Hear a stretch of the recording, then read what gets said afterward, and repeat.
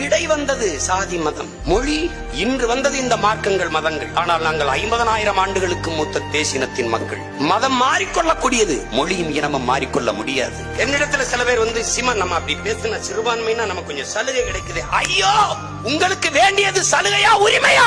அதான முக்கியம். என்ன உனக்கு என்ன சலுகை கிடைச்சிருச்சு சொல்லு. இந்த வக்பு வாரியத்துல தலைவரா போடுவான், வேற என்ன கொடுப்பான்? 3 சீட்டு கொடுப்பான். மொத்த இஸ்லாமிய மக்களை வாங்கிட்டு 3 சீட்டு. அது தம்பி சொன்னா பாருங்க, இந்த பாராளுமன்றத்துல 1 சீட்டு, 5 சீட்டு கொடுத்தா எனக்கு 1 ஓட்டு. ஏன்? சொந்த பிள்ளைய பட்டினி போட்டு எல்லா ஜமாத்திலுமே பேசிட்டு இருக்கேன். எனக்கு தேர்தல் நேரத்தில் என்ன நடக்கும் நான் அதை பத்தி கவலைப்படுறது இல்ல. நான் கவலைப்படுறது இல்லை. ஏன்? நான் உங்கள் வாக்குக்கானவன் அல்ல, உங்கள் வாழ்க்கைக்கானவன், உங்கள் உரிமைக்கானவன், உங்கள் உறவானவன், உங்களுக்கு உயிரானவன். போட்டா போடு, போடல அதை பத்தி எனக்கு கவலை.